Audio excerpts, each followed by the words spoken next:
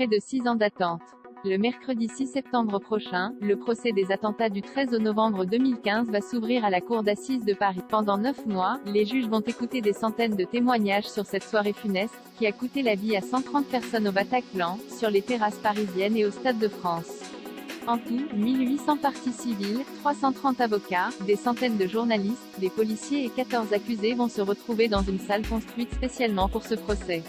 À la barre, François Hollande va lui aussi témoigner. Et retrouver Salah Abdeslam, l'unique terroriste du 13 novembre encore en vie. Dans les colonnes du Parisien Magazine, celui qui était alors président de la République explique se préparer à un moment assez lourd.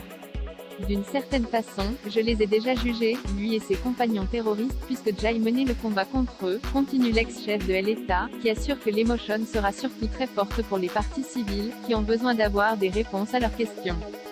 Lesquels? Pouvait-on prévenir ces attentats? Pouvait-on intervenir plus rapidement au Bataclan?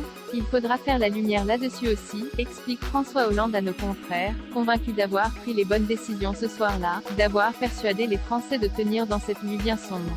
6 ans après, l'ancien président de la République, cité par l'Association de Victimes Life for Paris, devra répondre aux questions des juges le 10 novembre prochain. Bernard Cazeneuve, alors ministre de l'Intérieur, suivra, tout comme l'ex-directeur de la Direction générale de la sécurité intérieure, l'ex-directeur de la Direction générale de la sécurité extérieure ou François Molins, l'ex-procureur de Paris. Comment François Hollande a vécu le 13 novembre 2015?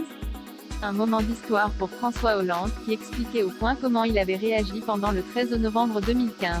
Pour le président qui doit faire face à une attaque d'une envergure inédite, qui se retrouve confronté à la guerre sur son propre sol, c'est d'abord l'esprit de décision qui doit l'emporter, décrivait-il.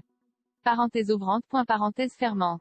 Et tout cela en ressentant au plus profond de soi une émotion comme père de famille. Mes enfants vivent et sortent dans ces quartiers proches du Bataclan. Un de mes fils est présent parmi les spectateurs du Stade de France. Présent au match de football, François Hollande a quitté l'enceinte sportive pour se rendre près de la salle de concert, où il a rencontré les rescapés à mesure qu'ils sortent de la salle. Je les ai vus hagards, titubants, s'embrassant, s'étreignant de douleur. Ce sont des survivants, qui ont dans leurs yeux le froid qu'ils garderont en eux leur vie entière. Ces images seront non seulement inoubliables, mais aussi ineffaçables.